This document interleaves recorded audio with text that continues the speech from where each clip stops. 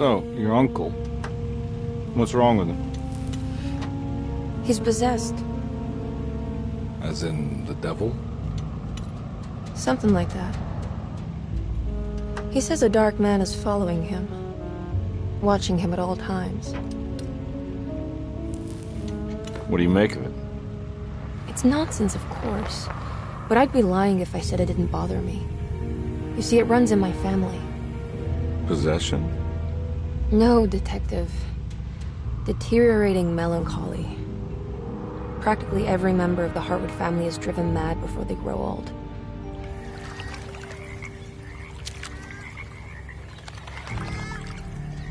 But Jeremy didn't kill himself. Is that why he's at your setup? Despite being convinced that he is truly possessed, he decided to put his last chips on Dr. Gray and his psychoanalysis, figuring he might stumble upon some cure.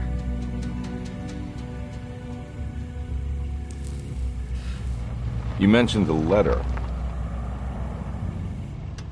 I received a disturbing letter from Jeremy accusing the staff and all the other patients of being involved in some cult. And now they are also out to get him. Could it be real? Or is it all just in his head? It's a story he tells himself, Mr. Carnby. Anything to avoid the truth. Which is? That we're all terribly insignificant. That people mean so very little to one another. That there is no one out to get Jeremy Hartwood because he isn't worth getting. Here we are.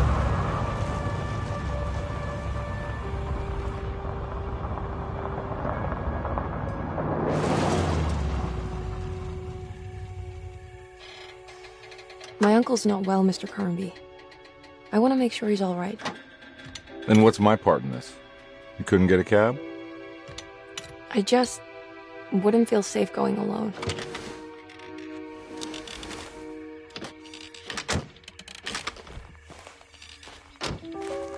Did you bring a gun? Yeah. You think it'll actually come to that? No. But you might need to wave it around depending on how agreeable the staff will be. What exactly are we gonna do when we find Jeremy? I don't know. Let's just find him first.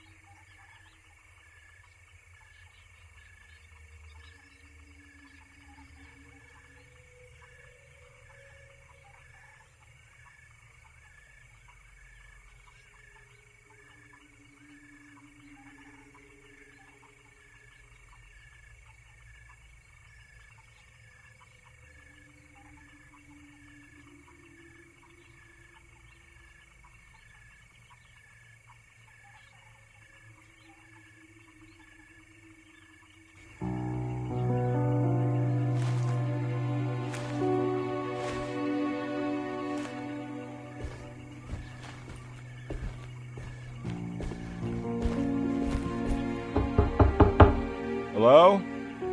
It's so quiet. Where is everyone? This is a big place. Maybe they're on the other side of the house. Stay here. I'll have a look.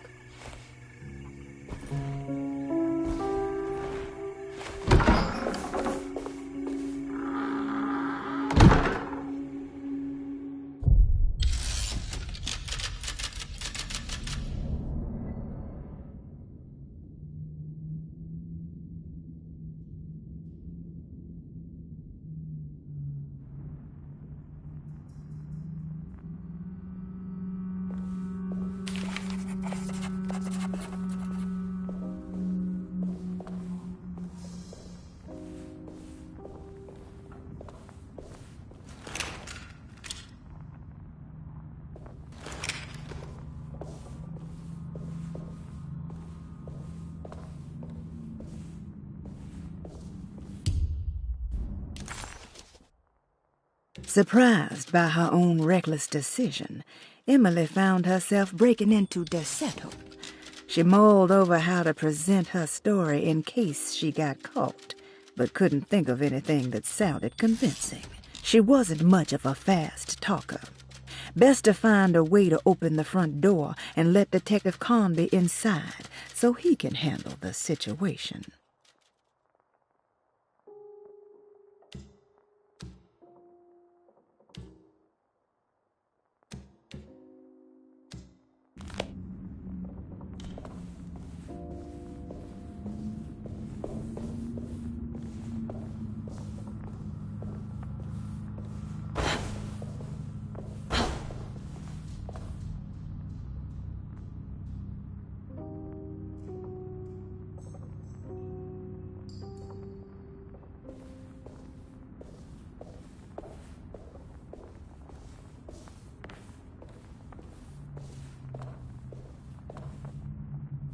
What's this?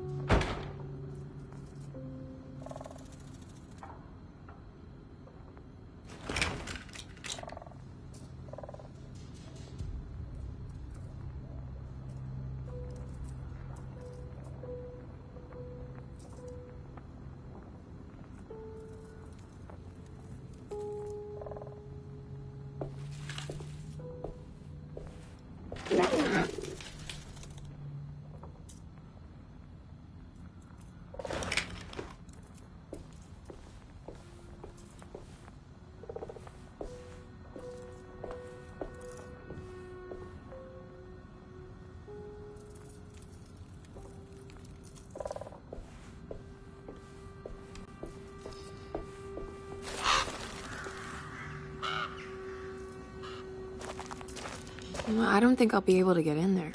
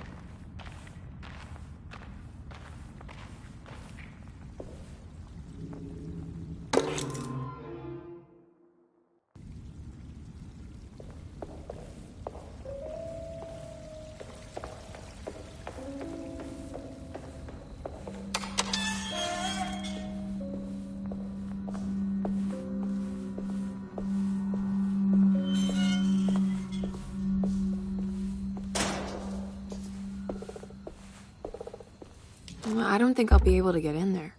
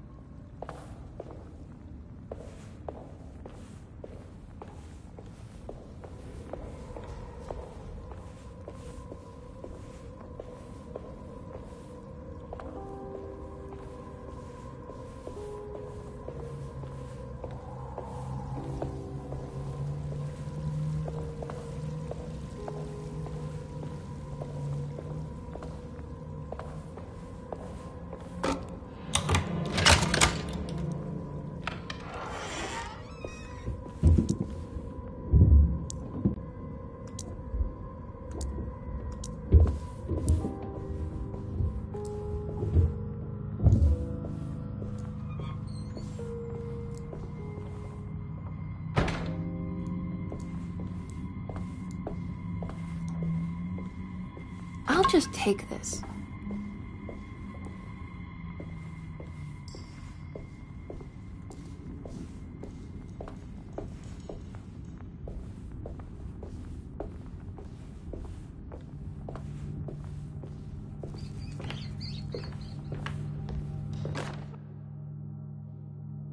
Every day your silence weighs a little heavier. It's been a difficult year for everyone, and many have lost all hope. I read in the papers about people suffering. Pictures of dust-covered landscapes without a drop of water. I wish I knew if you were still tending the earth or if you had turned your back against us. I have started to look for help elsewhere. I pray you will tell me if I am going down a path that you find disagreeable. With help from Baptiste and Charlotte, I found comfort in the practice of the voodoo. I have long been skeptical of that Caribbean cult, but it's been of good use to me. It seems all harmless in my book. I say some words dreamt up by the Creoles, and I carry around a small pocket of gree-gree. Nothing of this is mentioned in the Bible, of course, but the French Quarter priestess tells me it's all connected. She says the Christian God is just one more perspective on the creator of things. That's what I like to think, but the other way around, that the spirits of her faith are just aspects of you, our Heavenly Father. I am so grateful for the words you gave Mr. Hartwood. We will sing your praises at St. John's Eve. The world will be blessed soon again. Only the sacrifices of the Old Testament compare to your demands. Let it be the truth. A mother of earth, wood, and dirt. A mother of 1,000 young.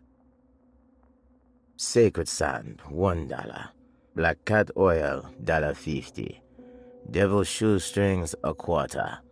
That makes $2.75, madame. What was that you were telling the doctor? A goat without horns. What does that mean? You must have misheard me, madame. I said no such thing. Please, I know I don't look like any of you, but I'm devout. I'm ready to do what it takes. Do not be so eager to sacrifice the few things you have left, madam. Now please, leave my store. A goat without horns.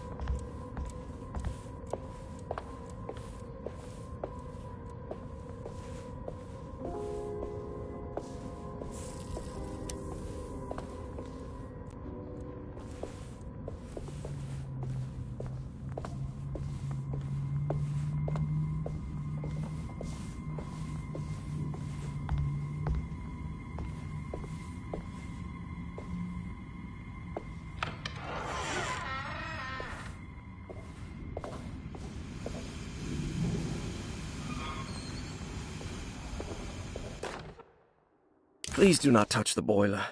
It is working after all. While the sabotage has caused a leak, only the decorative plate has been completely ruined.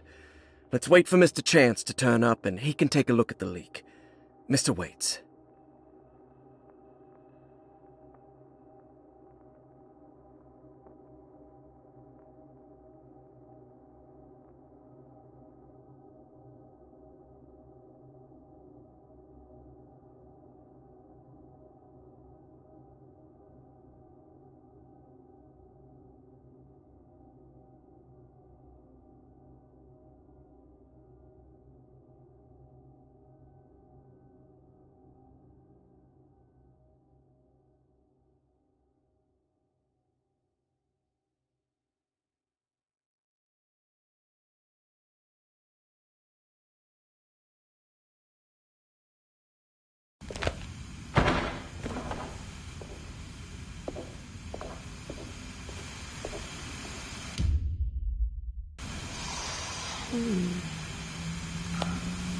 That doesn't look safe.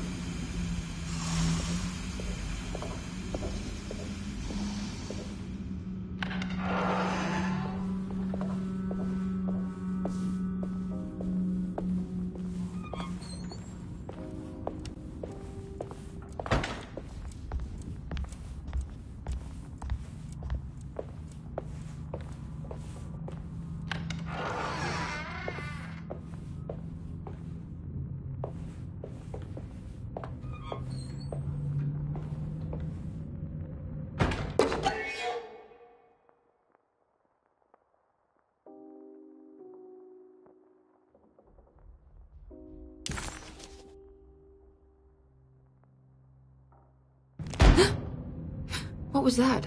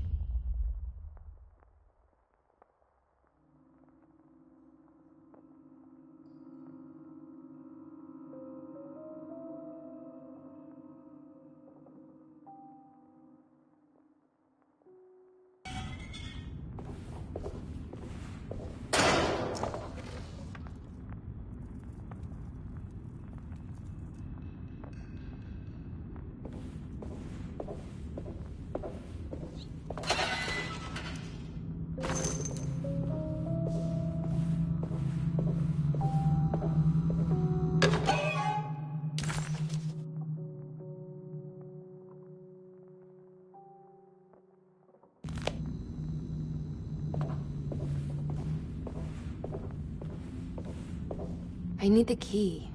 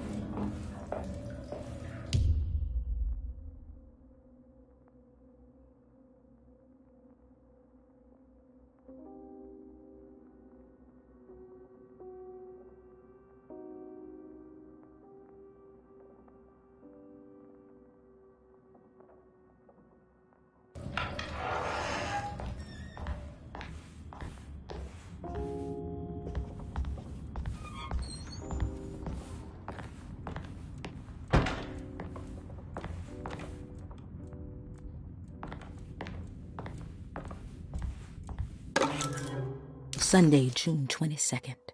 I spent all day looking for Jeremy. I should have cared for the others, but I'm scared that he will do something irreversible. Cassandra is upset that I didn't give her the latest shipment of pain medication that Waits brought from the post office yesterday. I would have given it to her, but the company didn't send a new key this time around, so the box is just sitting there on my desk. They must have figured we had plenty of their gimmicky keys by now. I only remember seeing one lately. Grace was playing with it inside the grand parlor. Unless it turns up by itself, it will have to wait. I have to figure out where Jeremy is. I think Jack knew something. That dog of his found a strange rot permeating the house. She's showing us, he said. Like those blots and streaks of fetid rot was talking to him.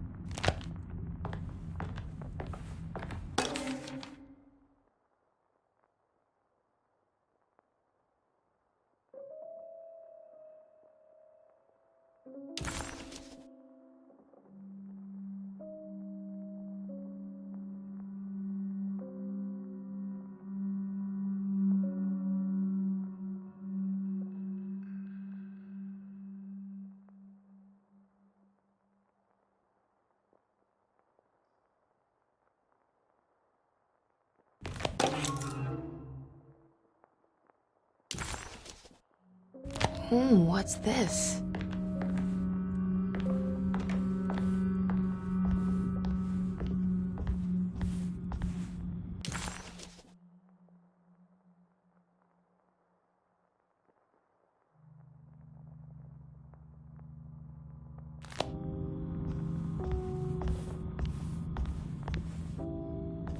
I need the key.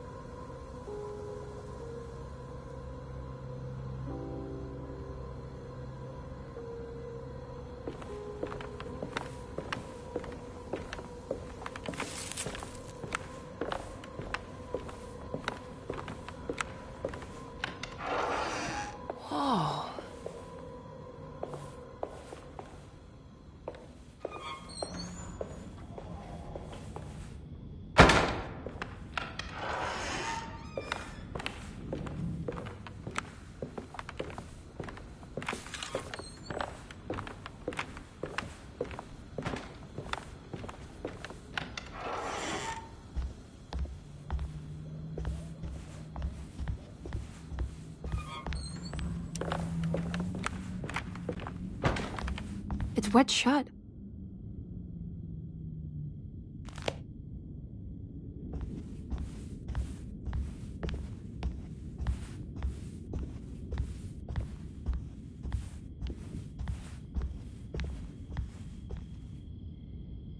It looks important.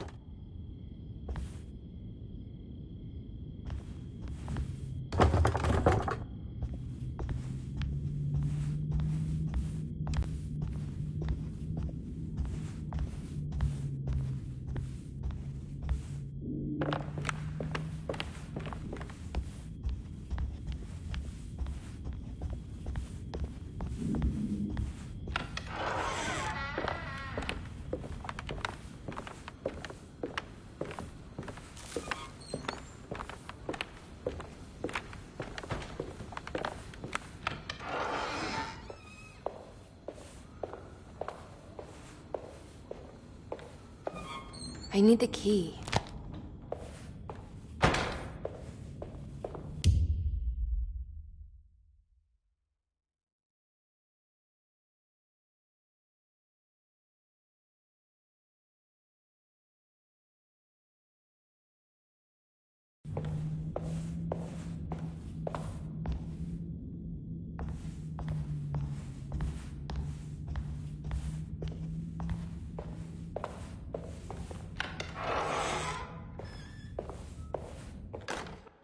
The Great Depression. President Hoover raises tariffs on over 20,000 imported goods in an act to protect American labor. Following the collapse of the Wall Street stock market on October 24 last year, American industry has suffered greatly. Thousands of companies have gone bankrupt and left a large part of the American workforce unemployed.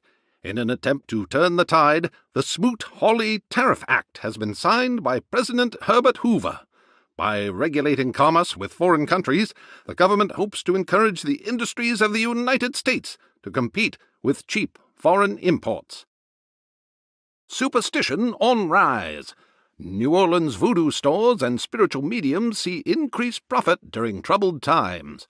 While the market has faced hard times ever since Black Thursday of last year, voodoo doctors and snake charmers see significant rise in number of customers.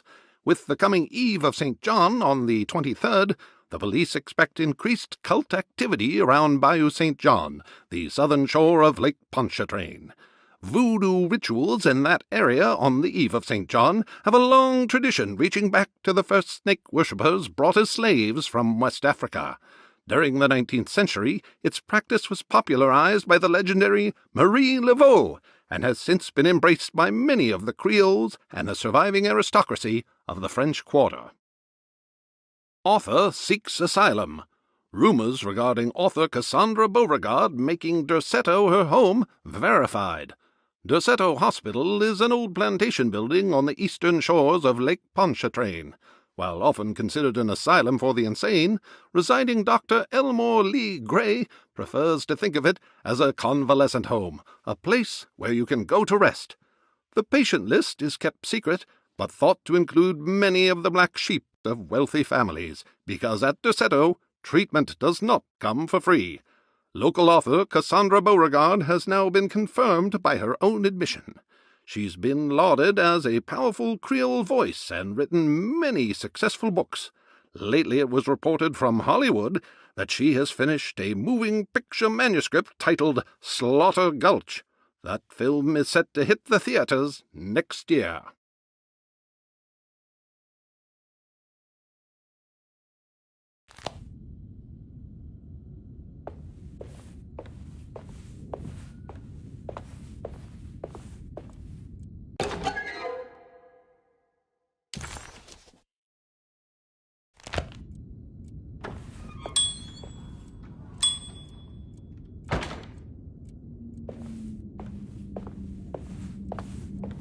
I need the key.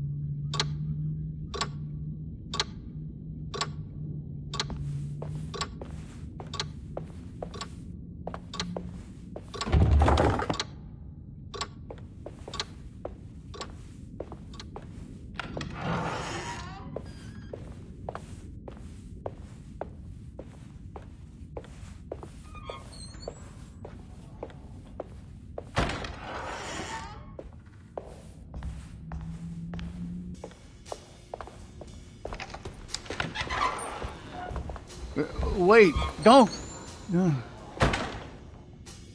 Excuse me?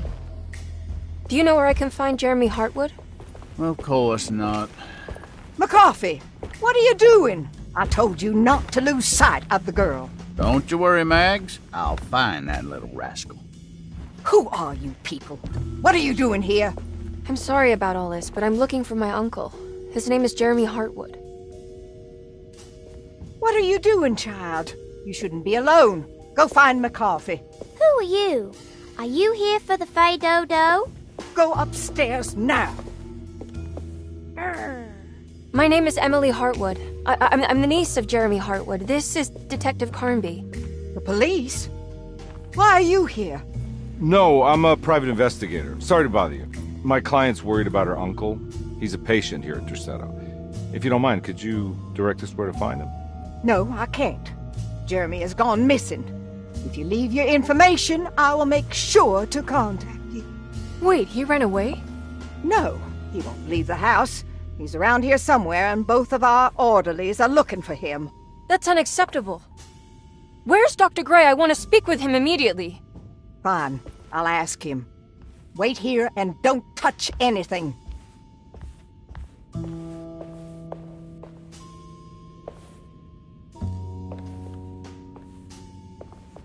Do you want to see Jeremy's room? Can you show us? Follow me.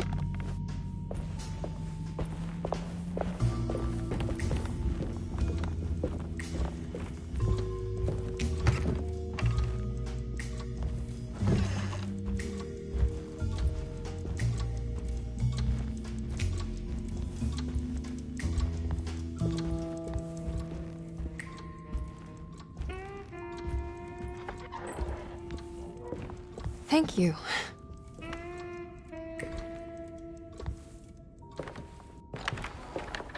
Strange kid. Let's look around, see what we can find.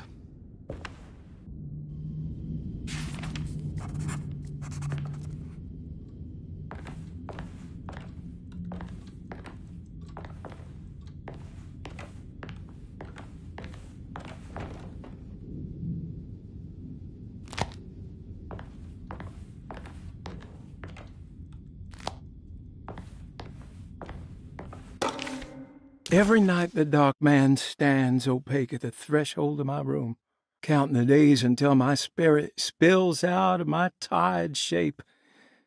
Only his pallid mask shelters my remaining sanity.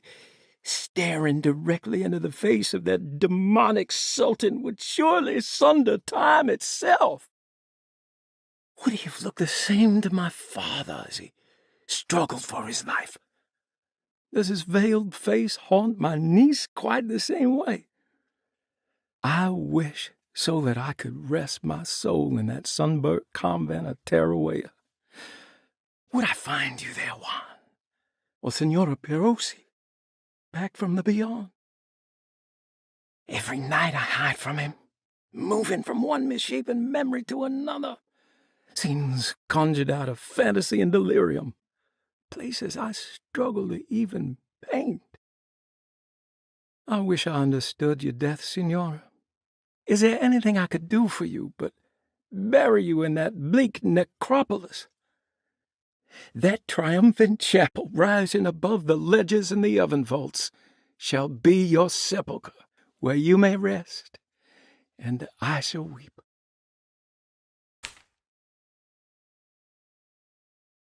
How did you first come to understand such things, Signora?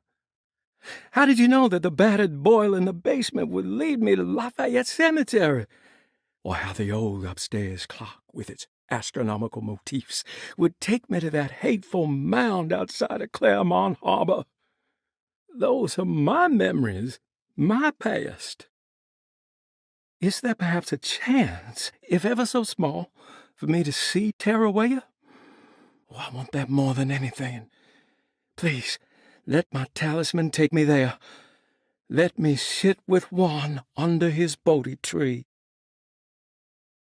Despite having sold me that talisman, Miss Jackson, the voodoo priestess, revealed none of her secrets to me. That's why I had to travel to Tonka.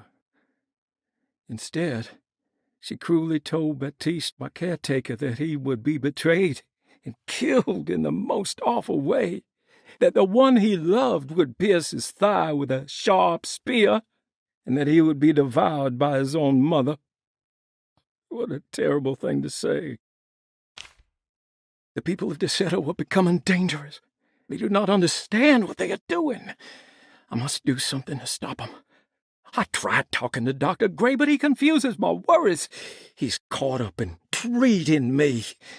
How can he expect evil to be cured with medicine and conversation? The orderlies, the housekeeper, and the patients are all deranged. They will call upon evil to enter this world. All will be lost. Everything.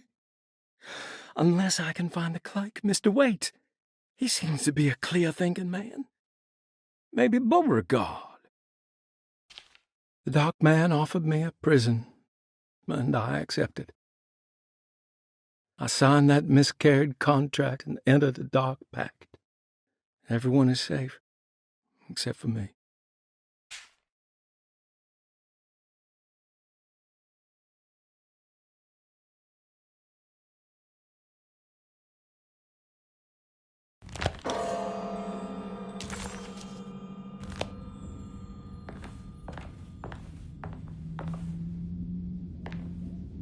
I found a commonplace book. What's that? A notebook with all kinds of stuff in it. Do you know a place called Tarawea? Never heard of it. Is it close? I've no idea. Just seems like it was a place Jeremy wanted to visit. Good to know.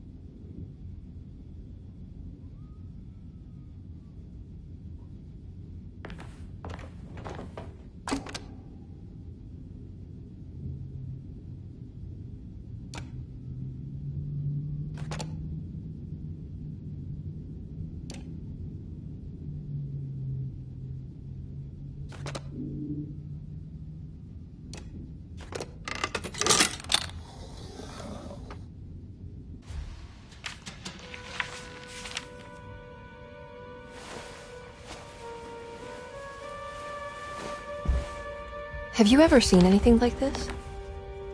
Looks like a talisman. You mean like this one?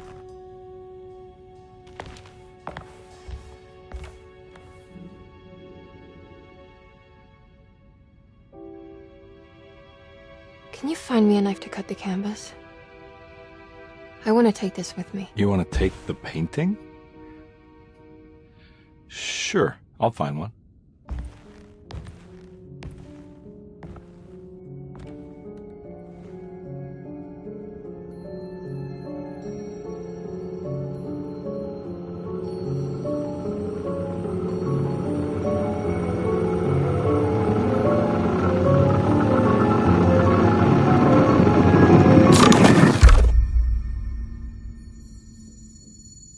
I found this tube as well. Should keep it safe for you. Do you want to carry it, or should I? Miss Hartwood? Emily? I'll take it. Thank you. We're done here, right? I'm not sure. I don't know how to do any of this. Listen, I think we should talk to Dr. Gray. He must know something about what's going on around here. Okay. Let's do that.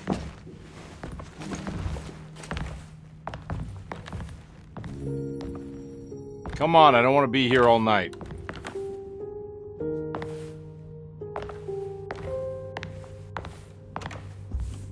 Detective Carnby? Where did...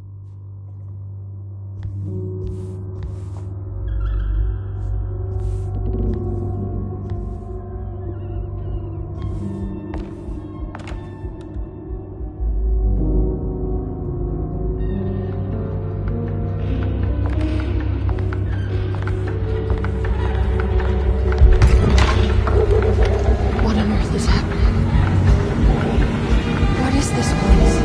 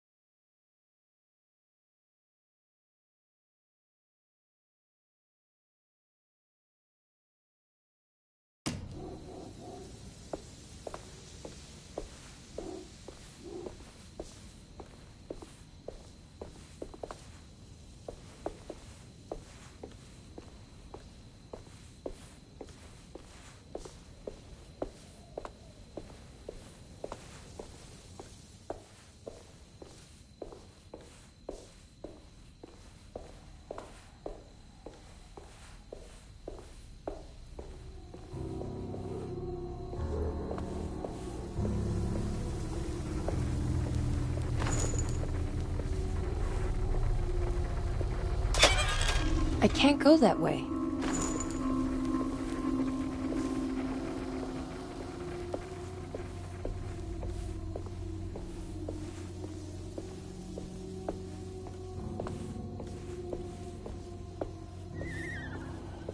This can't be.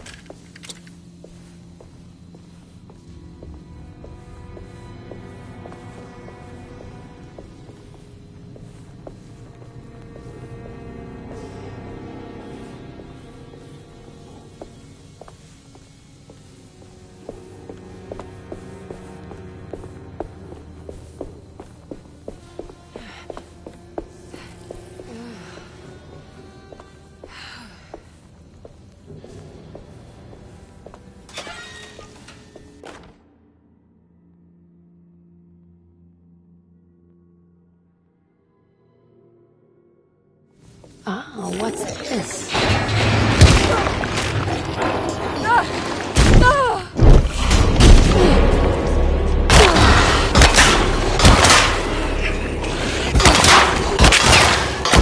My weapon broke!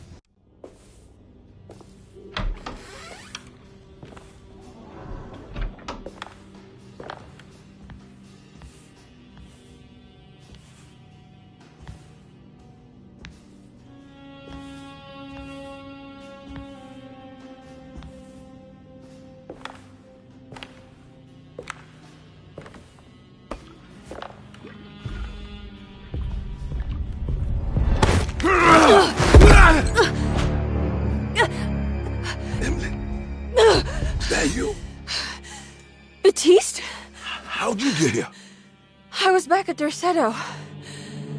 Looking for my Uncle Jeremy? Jeremy's your uncle? I didn't know. Why would you? You're still working at Derceto? Yeah, both me and Lotta stuck around. We're real orderlies now. You remember my sister Lotta, don't you?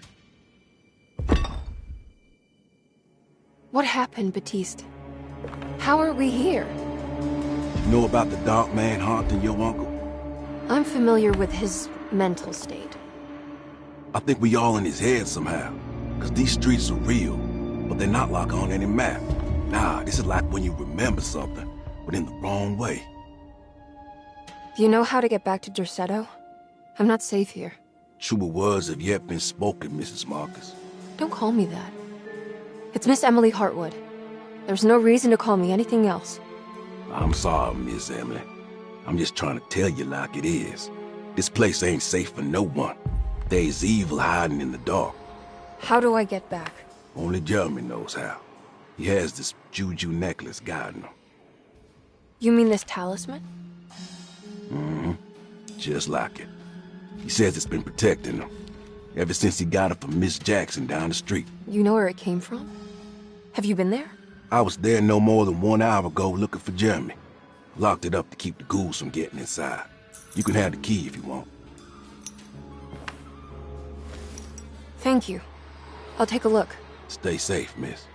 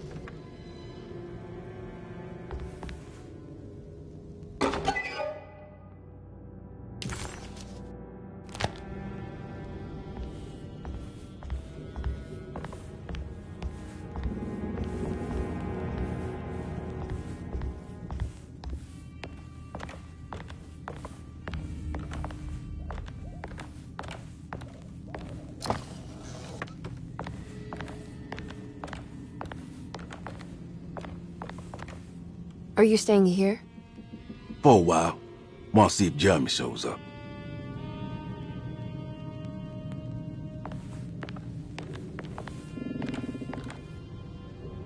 Your sister. She also works at Derceto? Yeah, she the one who got us jobs.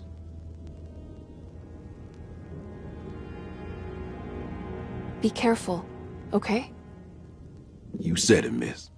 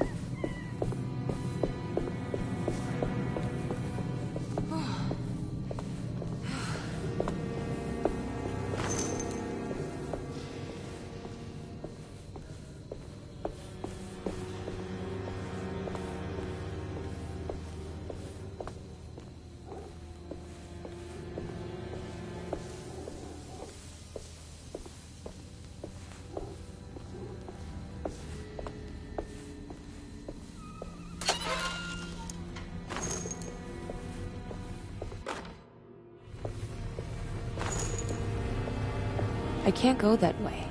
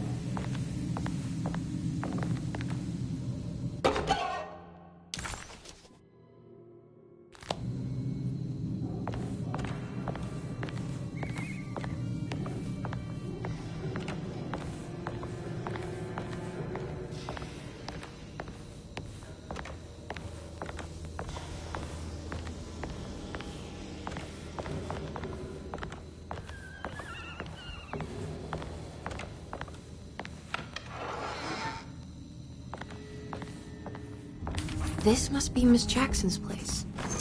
Let's see if we can find out more about Jeremy's talisman.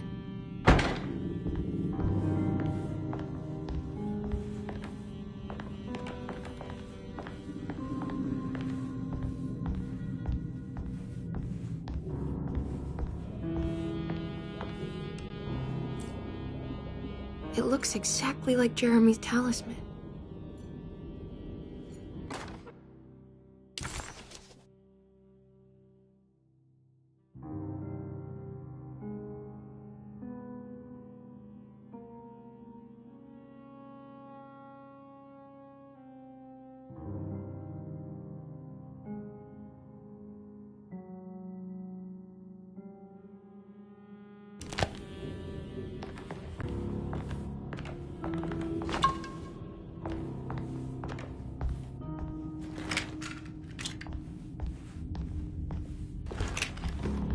I think it's meant to hold the talisman.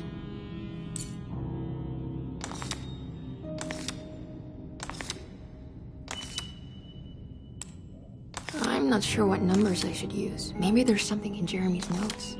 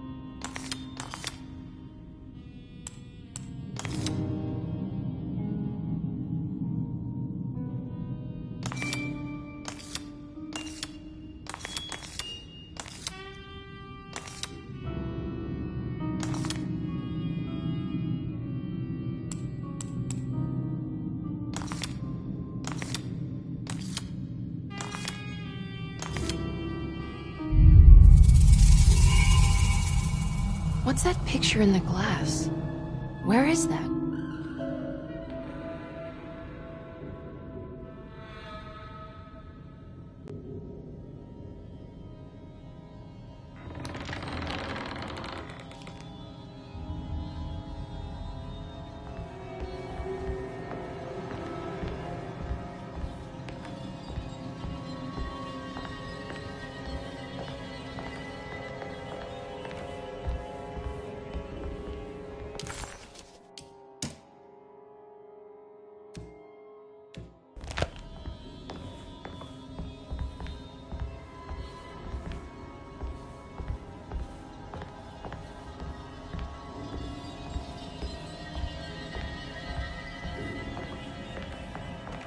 Good to see you again, Miss Hartwood.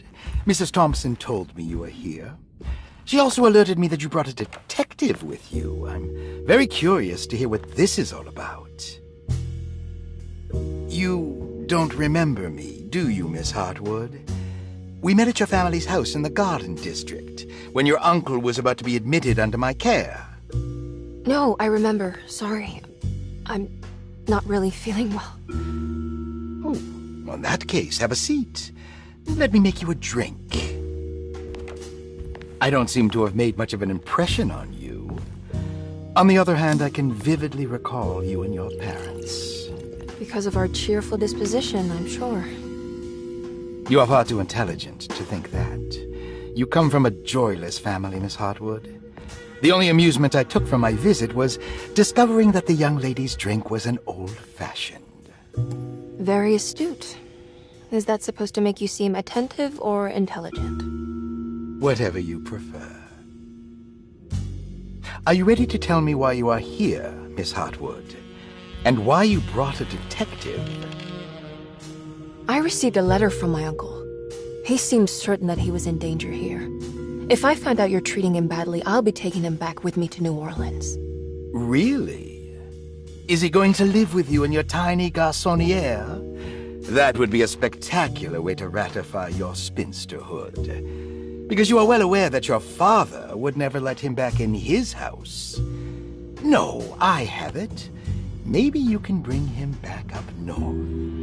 You've been wanting to move back for quite a few years, haven't you?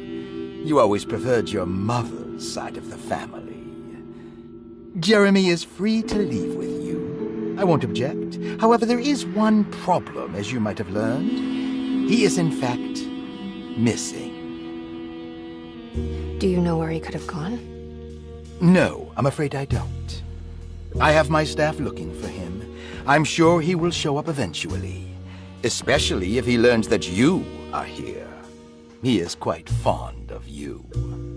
What can you tell me about his condition? I never heard a proper diagnosis. What is your medical opinion of him? Well, let me think. He is an anxious man, depressed, even. He suffers from a perceived lack of order in his inner and outer life. He constantly complains about events not presenting themselves according to their divine nature. And the Dark Man? Hard to tell if it was ever anything specific. Jeremy uses the Dark Man as a psychological scapegoat to avoid facing the truth that he is in any way at fault. You don't think there can be any truth to the Dark Man's supernatural existence? Why would you ask that? Can we ever be sure? If the Dark Man is some sort of evil presence that is in possession of Jeremy? Well, I assure you, any evidence that you experience supporting that claim is purely delusional. Don't get caught up in mass hysteria, Miss Hartwood. You wouldn't want to take your uncle's place in this hospital, would you? I'll be leaving now, Doctor. I need to keep looking for my uncle. Do so, Miss Hartwood. I'll let you know if he shows up.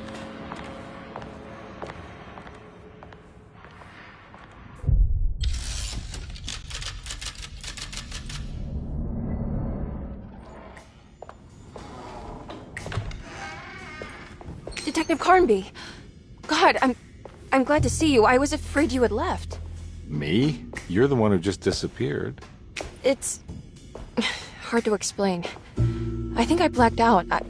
It was like I went somewhere else. It's okay, miss. You're clearly upset. No, I don't know what's happening. This is a very stressful situation for you, I understand. Ugh, no, you don't understand. Just take a deep breath. Why don't you sit down, smoke some of the Perique? If you want, I could even drive you back to New Orleans. I just want to have a talk with Dr. Gray first. I want to stay. I found a talisman just like the one in the painting. I think I might be able to figure out where Tarawea is, where Jeremy wanted to go. That's great. Just stay out of trouble, okay? Let me handle the investigation. I'm not crazy, Detective. Not yet. Okay, catch you later.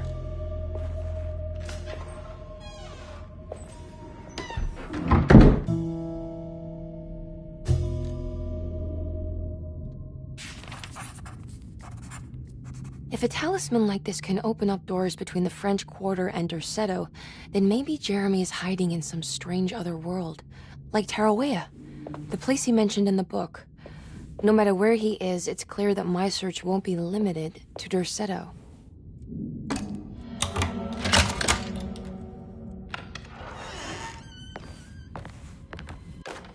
Paul, you're right about the plates on the boiler and the clock. They have been sabotaged, and I think I know who did it. They have something to do with Jeremy's episodes and how he seems to disappear at night. Right now, it's important that you keep an eye out for any of the pieces. I want to find out if I can repair the plates. Let me know if you find any of them. Lottie. Tell Lottie to take a look at the well in the kitchen garden.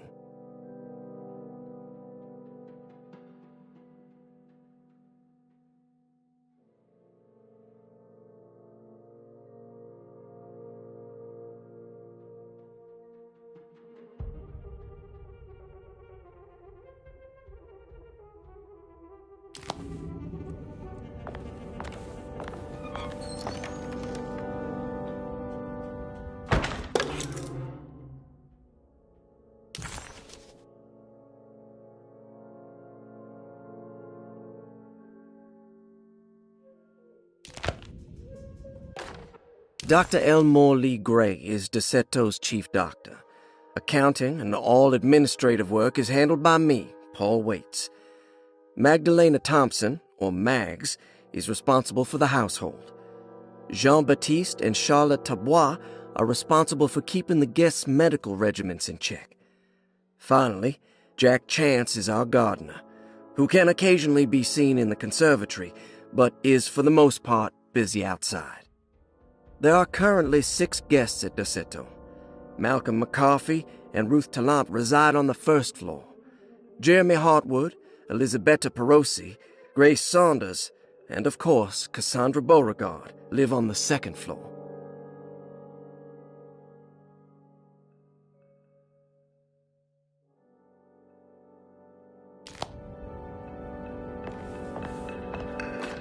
Saw your notice in the boiler room. You should know Mr. Chance won't be coming back. I got no business being in there myself, but you can take a valve from the wine cellar if you want to try to stop the steam pouring out. Be careful.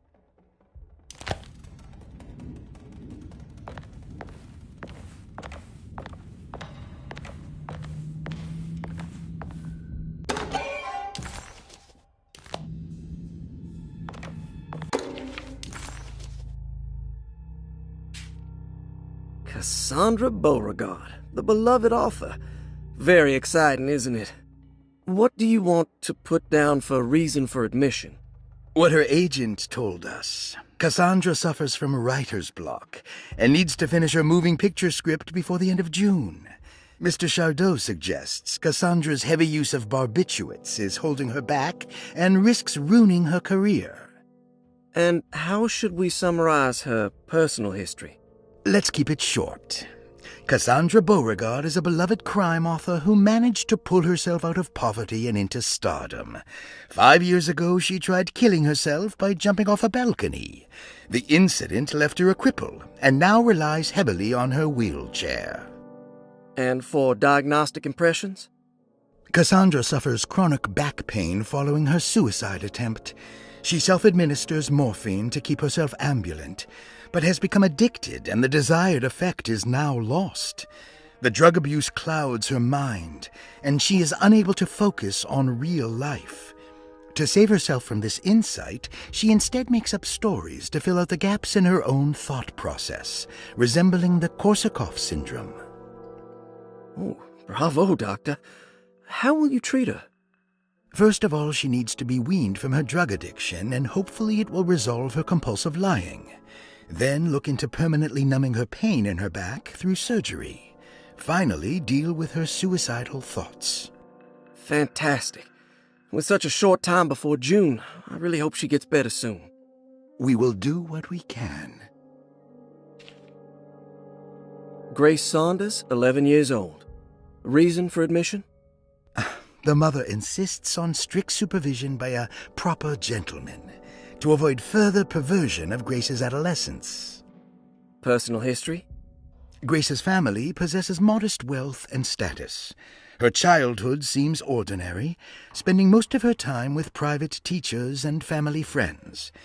Grace's father recently passed away, leaving her mother the sole caregiver. And diagnostic impressions? Grace has trouble dealing with her father's death. She is willingly suppressing her feelings on the matter and isn't properly acknowledging the trauma she suffered. Any planned treatment? Grace needs nothing out of the ordinary. She simply needs parental guidance. Eventually, we can work on her feelings toward her father. Thank you, Doctor. I'll finish the paperwork and get her installed. Malcolm McCarthy, 54 years of age. Reason for admission? McCarthy admitted himself to DeSeto, stating simply that he needs some damn rest. And personal history? McCarthy claims he used to work as a lawyer in Baton Rouge, but says he can't go into details because of some legal dispute. His background remains largely a mystery, except for the occasional clue that he drops in conversation. Huh. And diagnostic impressions? McCarthy is an anxious man and an alcoholic. He often tells half-truths due to some deep-seated inability to trust other people. And how will you treat that? McCarthy will take some time to open up. Spending time with Jack's dog or the child should be good for him. Their harmless nature will help build his sense of trust. Thank you, Doctor. Elisabetta Perosi, 33 years old? What should I put down as reason for admission? Well, Perosi broke into Derceto and was found wandering the grand parlor. She was confused and suffered partial amnesia. She insisted she belonged here and offered to pay for her stay. Right. What do you make of her story? Perosi claims to have been a member of the Astarte artist colony some 20 years ago, a claim that seems contrafactual due to her young age. She looks to be and even thinks she is 33 years of age. That would make her a child at the time. It seems fair to say that Perosi's story is untrue, deliberately so or not.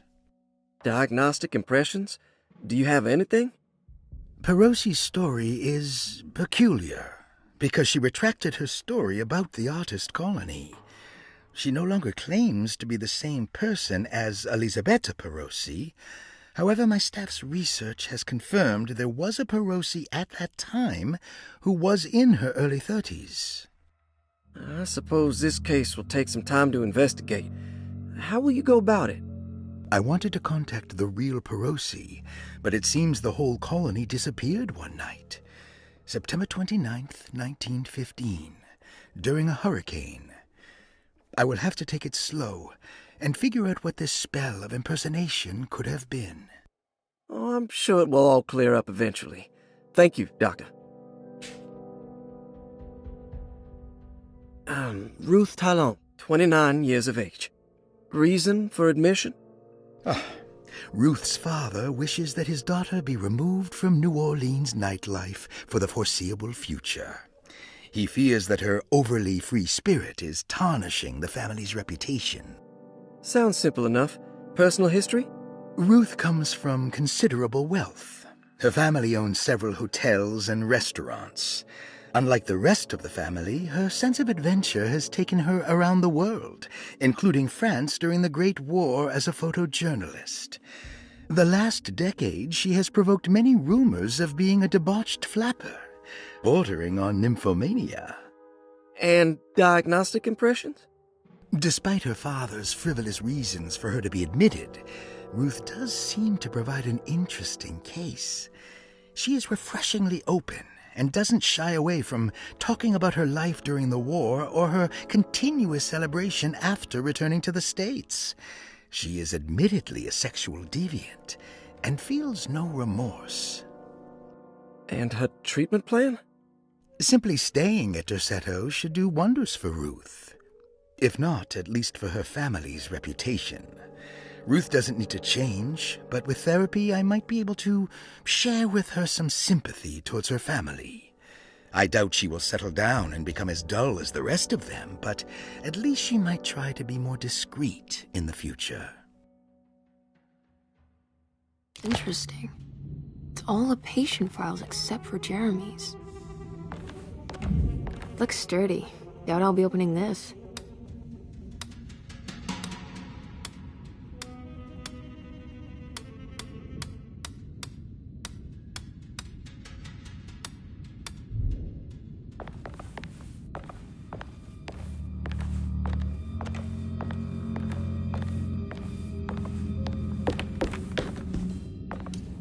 I need the key.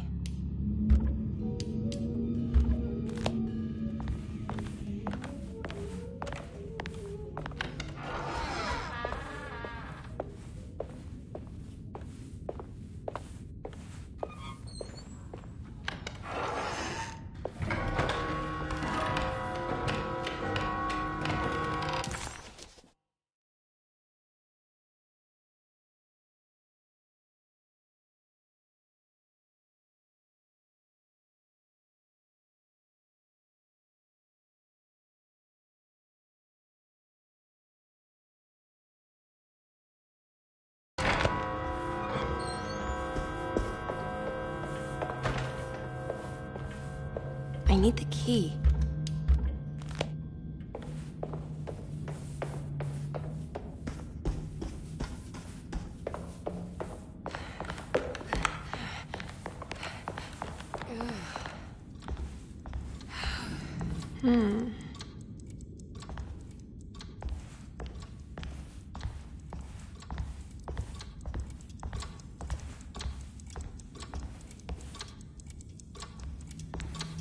What's that stain? Looks like some kind of rot.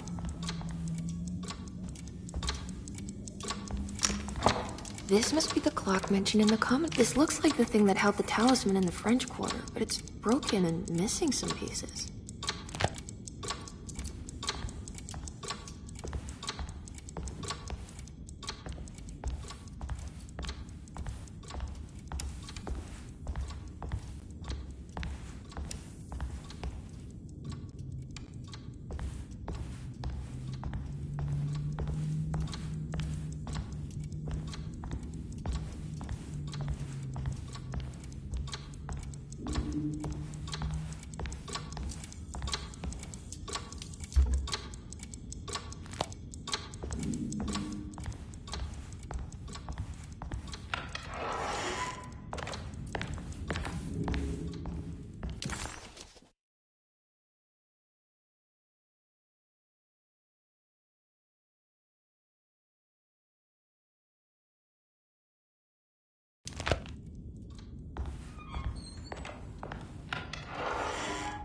Jeremy's room.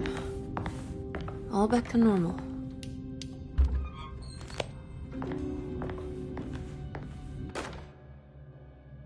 Emily's here.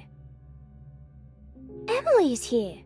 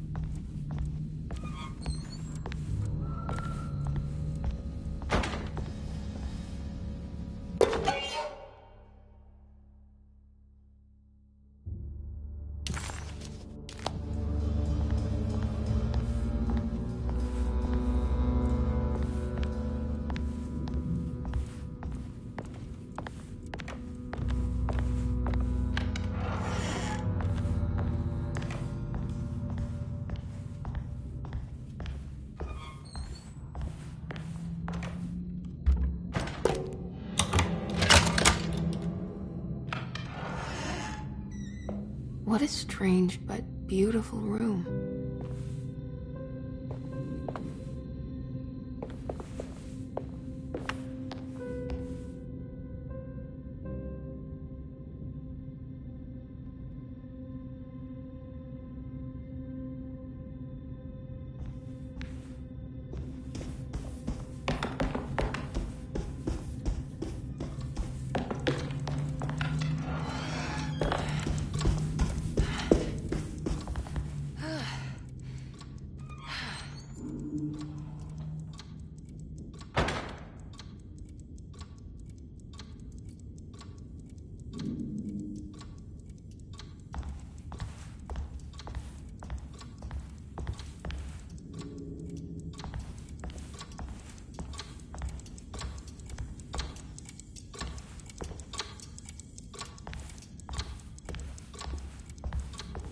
I need the key.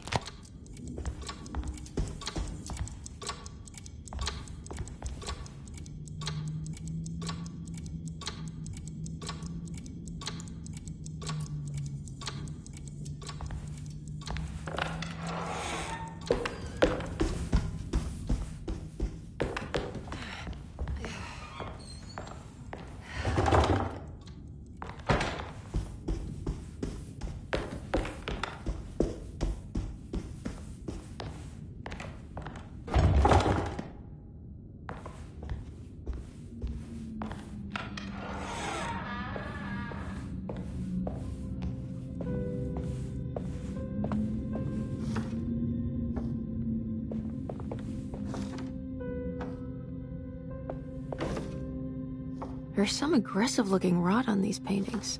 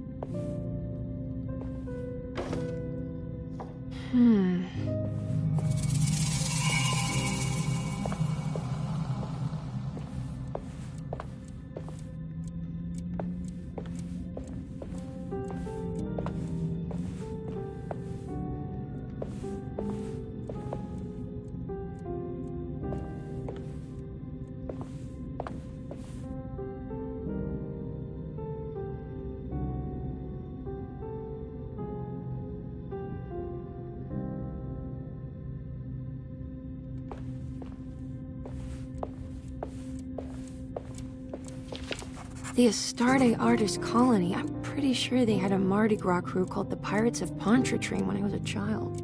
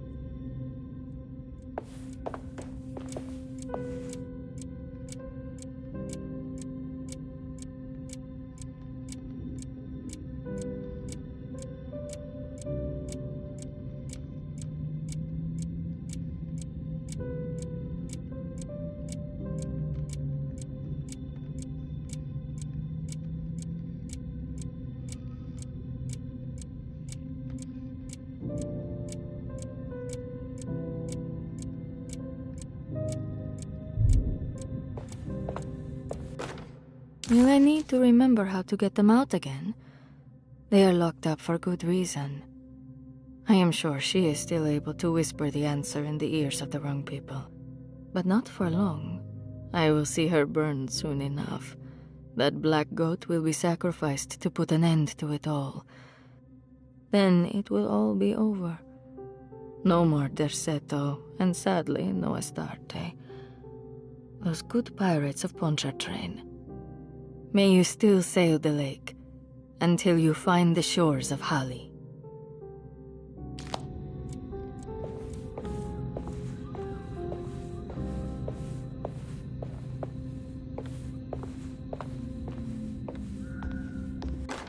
I did it! I crossed the thresholds to my intended destination without a focusing device. My talisman now knows these roads, and I have no need for the plates. I can find my way to Lafayette as easy as I find my own room. I visited the grave of my father and seen the oven waiting for me. Thank you for opening these doors. I now must summon my courage and go back to that hateful mound outside the oil rig. I hope you'll be feeling better when I return. Jeremy.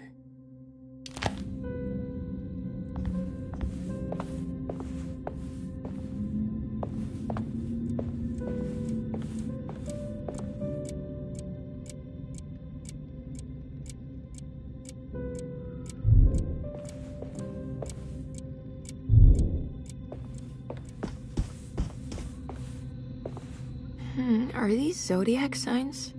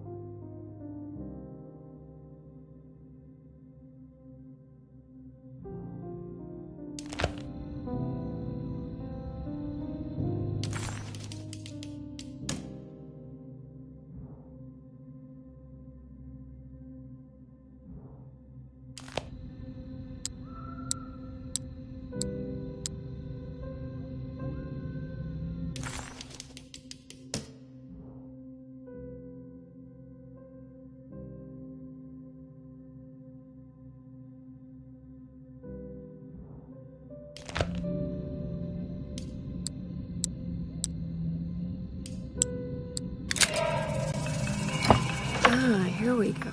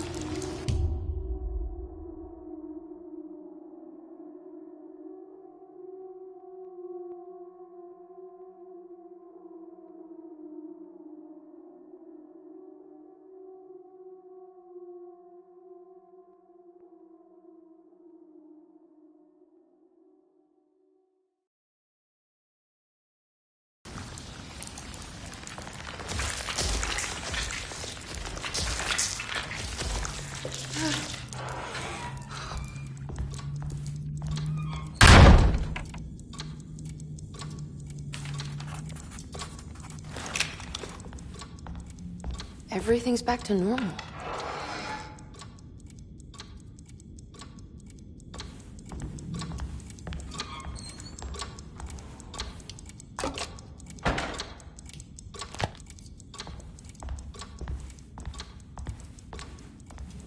I need the key.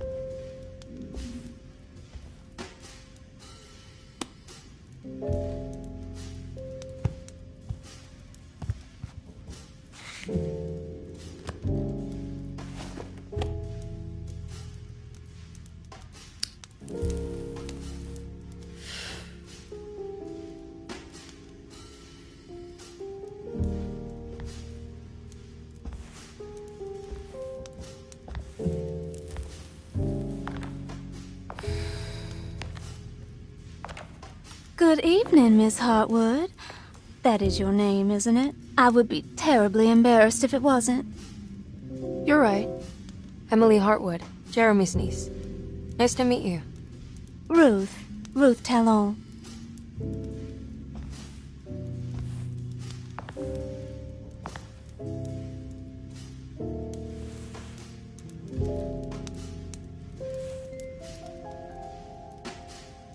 Is that Perique you're smoking? How terribly quaint. Maybe so, but I like it. Would you care to share some? That smell is making me feel very nostalgic.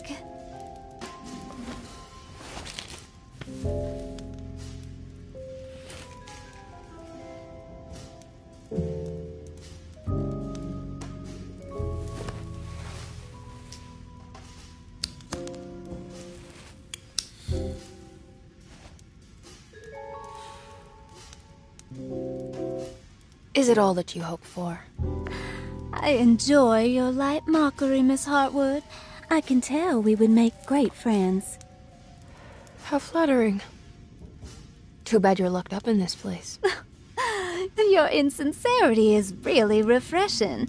I wish you were mad as I am. Then you could stay. Give it a few years and I might just be. Lunacy is one of my family's few privileges. Oh, good. I'll be looking forward to it.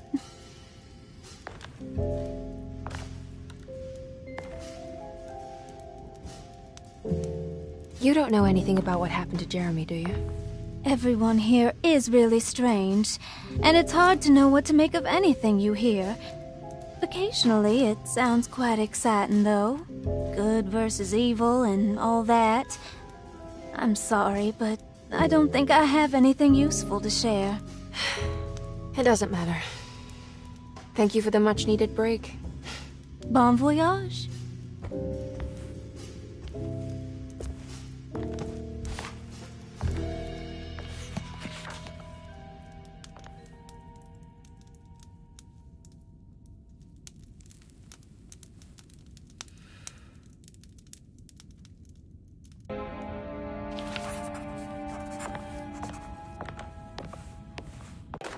Lost Plantations of Louisiana, Thierry Briclot, 1917.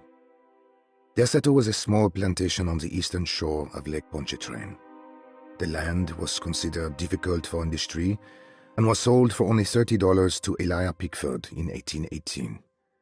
Pickford employed hundreds of workers from nearby New Orleans to clear the woods and build a small plantation mansion facing the lake with a striking Greek Revival temple facade. Derceto kept a modest production of Perique tobacco and indigo that persisted up till the Civil War. During the antebellum era, Derceto was the source of many rumors concerning voodoo and witchcraft. People who traveled the lake reported seeing people dance at night in front of bonfires, bleating and wailing. On June 17, 1862, Captain J.W. Norton of the Union Army recounts leading a raiding party from ships anchored in Lake Pontchartrain in order to seize control of Derceto and free the slaves working there. The captain was surprised to find the workers fighting back with unprecedented zeal. Norton's account describes these men and women as enraged with fanaticism. Pickford reportedly tried to placate the raiders, but was shot in the confusion. Captain Norton left the mansion burning and retreated to his ships with his men. Derceto was left in ruins for several decades. The ownership of the land was long disputed and returned to the Ledoux family in 1901. Several police reports were filed during the following years as the Ledoux tried to get rid of a camp of squatters on their land. The police made several visits to remove the trespassers, but the people kept returning. On November 1, 1907, Inspector Legrasse of the police charged a deadly attack in order to save several children kidnapped by the squatters. Many were killed, and even more were jailed. The following year, Ledoux rebuilt Derceto, incorporating the surviving stone foundation and adding a magnificent wrought iron conservatory. The farmland had been reclaimed by the surrounding woods, so it was no longer profitable to use as a plantation. Instead, The house was turned into an artist's colony. The Astarte Artist Colony was a successful group of artists, including figures such as painter Heinrich Cassel and poet Nora Keith. The group was also known for their beloved Mardi Gras crew called the Pirates of Pontchartrain. On September 29, 1915, a tropical hurricane tore through Louisiana, causing Lake Pontchartrain to flood New Orleans. Due to the remote location of Derceto, it took almost 2 weeks for outsiders to learn that the artists' colony was abandoned. The 12 residing artists had all vanished without a trace. The empty mansion of Derceto still stands on the shore of Lake Pontchartrain, with much of its temple facade intact. The Ledoux family currently has no intention of repairing the house.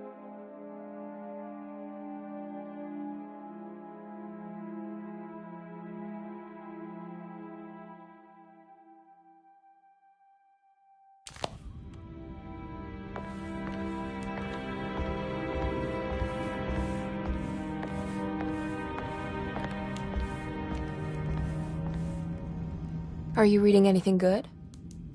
A Brightness from Afar by Lord Boleskine. It's actually not bad.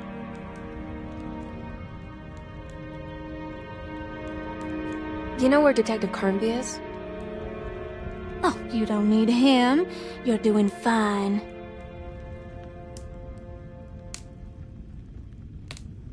I should probably go. Until next time, chérie.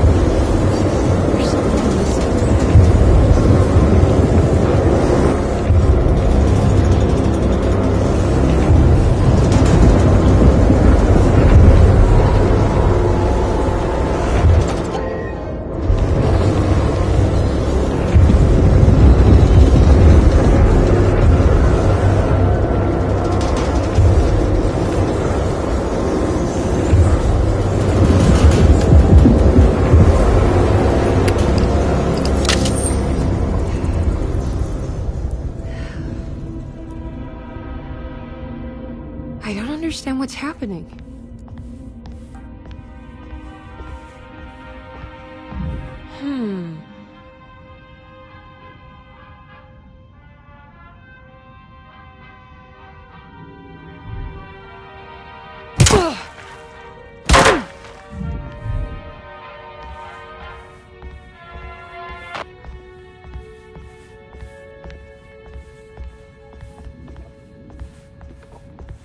It's wet shut.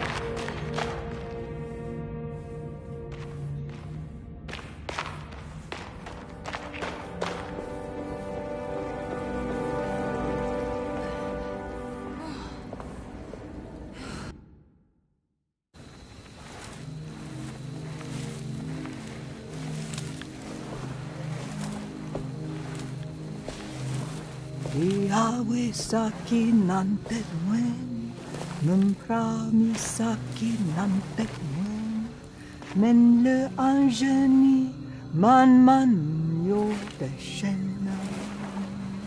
What are you doing sneaking around? You almost scared me to death. I'm sorry. I didn't mean to disturb your ritual. I wouldn't have guessed voodoo was in practice at a place like this. The doctor may be all about science, but I know these roots have power. You know what's going on here? I have a feeling Derceto is cursed. There are several players with stakes in this game. Derceto isn't cursed or blessed. It's a battleground. And it would all be a lot better if you could get your uncle out sooner than later. That's all I'm trying to do. I wish you the best of luck, Miss Harwood. I really mean that. Now, if you'll excuse me, I need to look after my gumbo.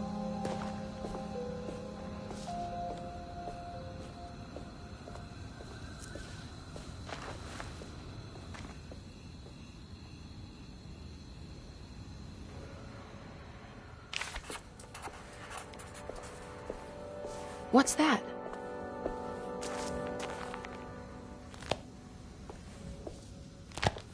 It's another piece of broken plate.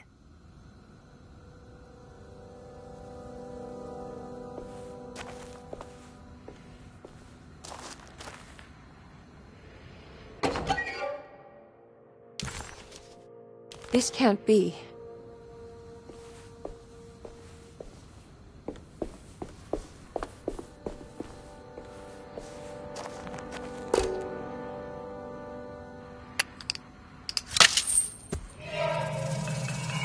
It worked.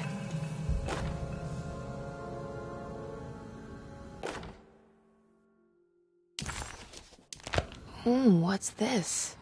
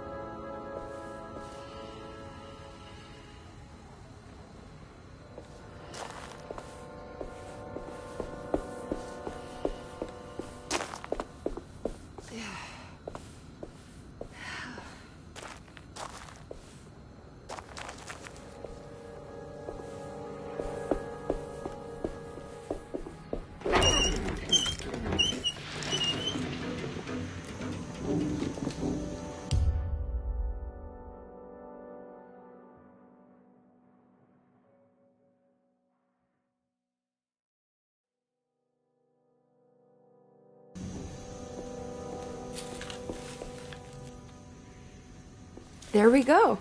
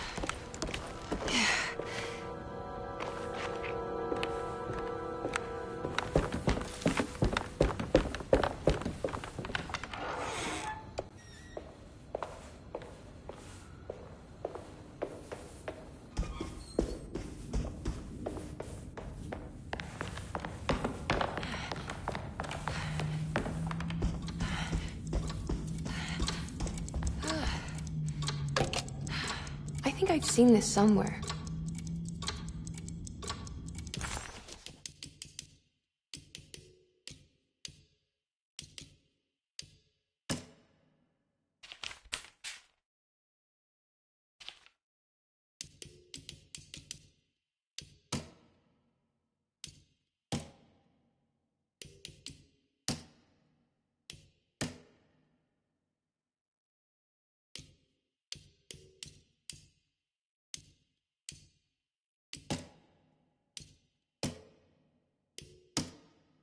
Ellie's here.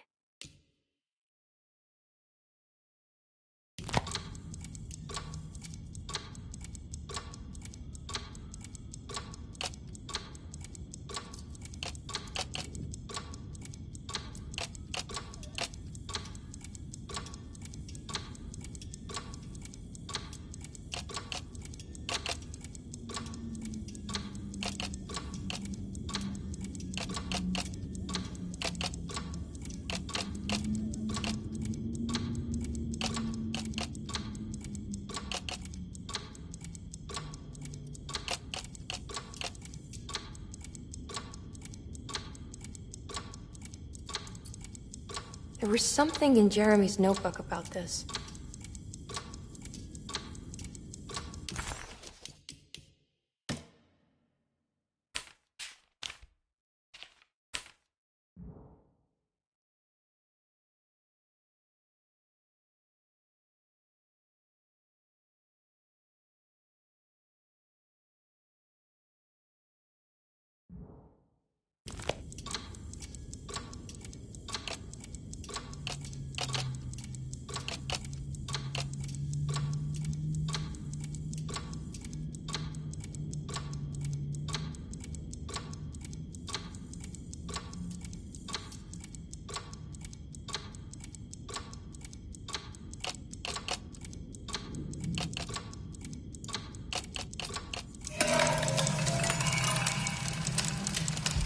Did it break? The clock just stopped.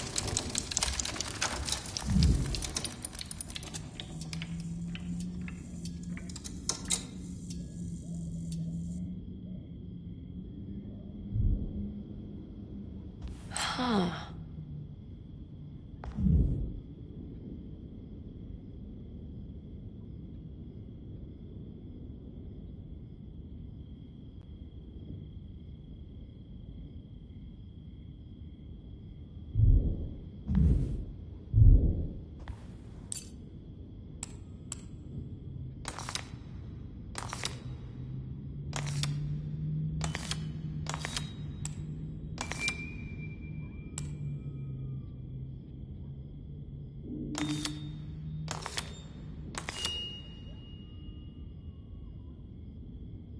It's showing me something. That's just the hallway outside Jeremy's room, isn't it?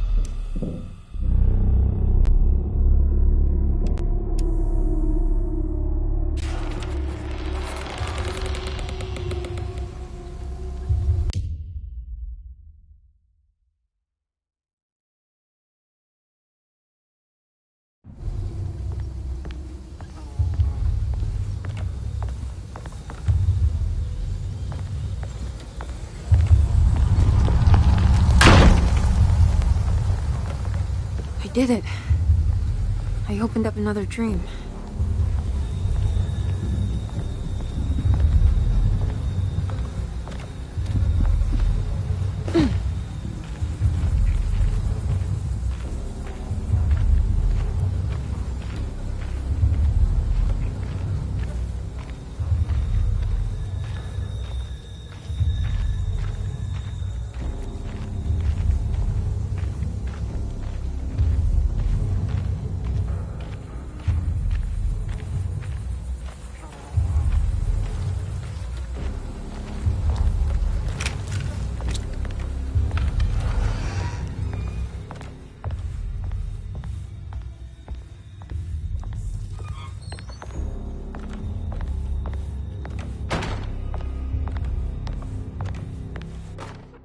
May 1923.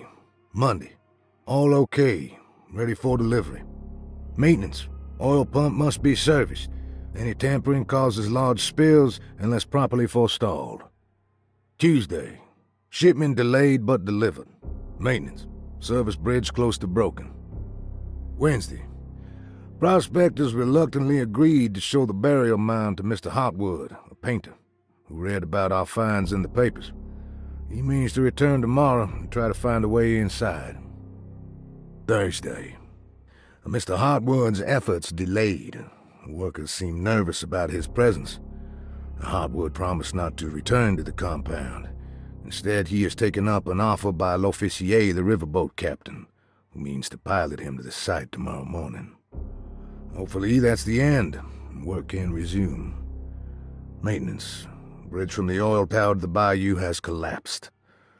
Sabotage suspected. This is the devil that guides us now.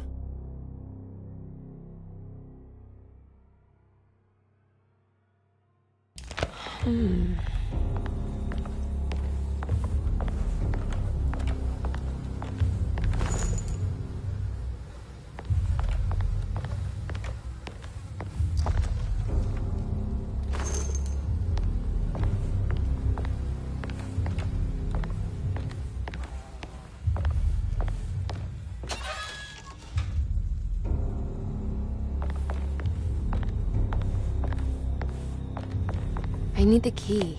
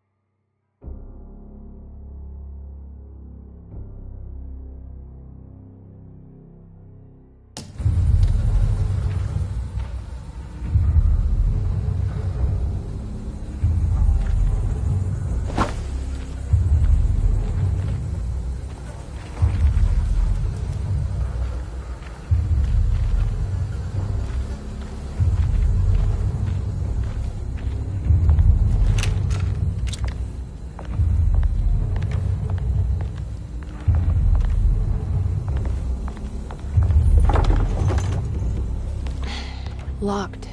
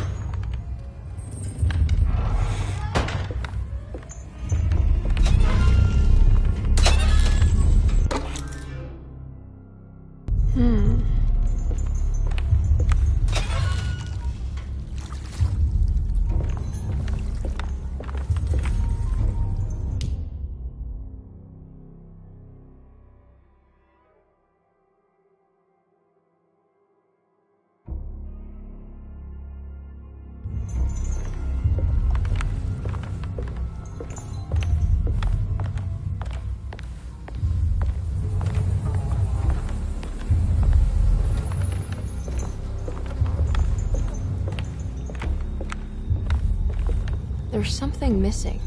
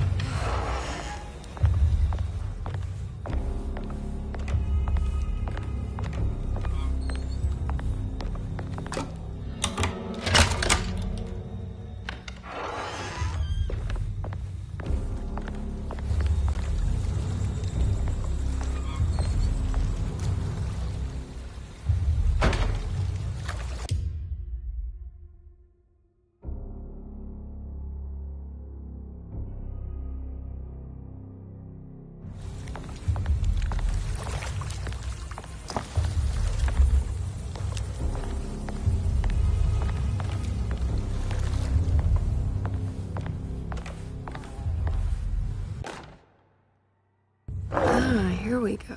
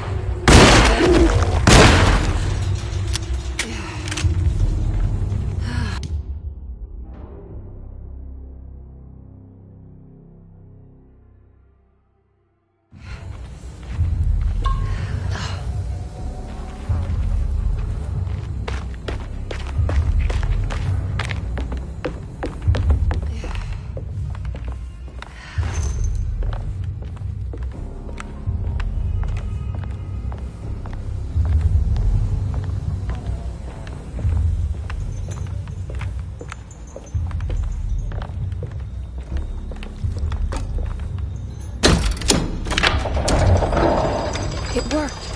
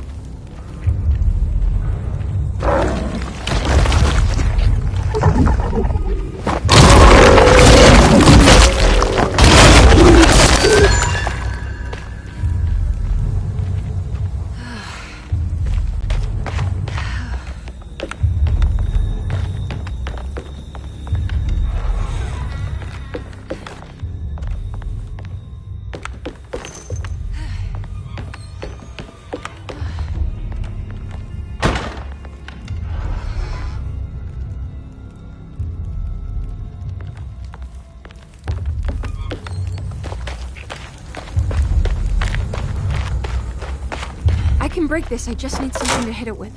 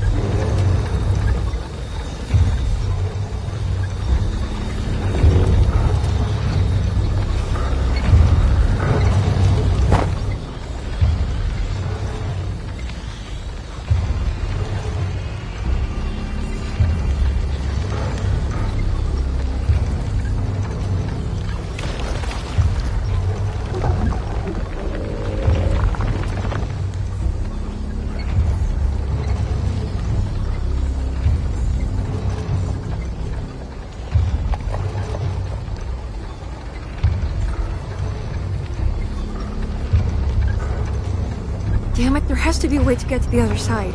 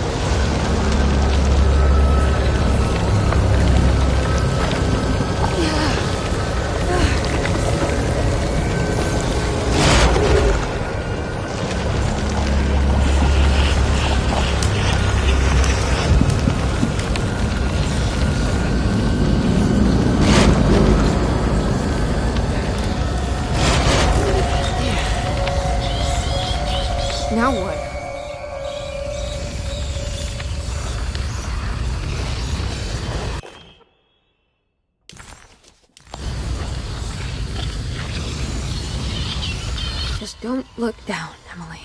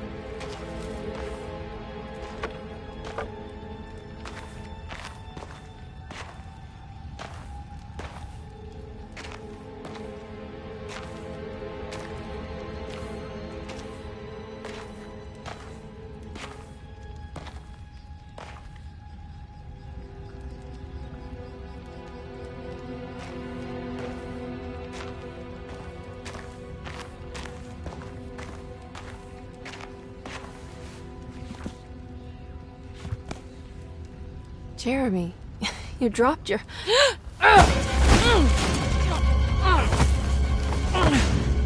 Mrs. Marcus? Get off of me! What are you doing here? Trying to find my uncle. Jeremy is your uncle? Could you please? Thank you. And it's Miss Hartwood. You don't remember me? I remember you, Mr. Bois. I met your brother Baptiste earlier. I suppose he hadn't found Jeremy either then. We spread out to find him. Can I have this? I'm trying to get to Tarawea. Fine, believe the rest. I just want Jeremy to come looking. We have to leave before it comes inside. What? Where? Come quick! Oh,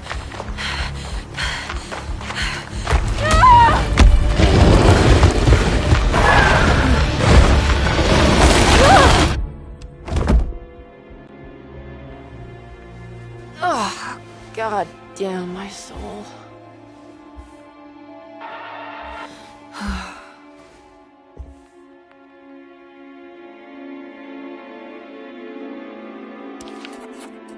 I'm back at Dorsetto.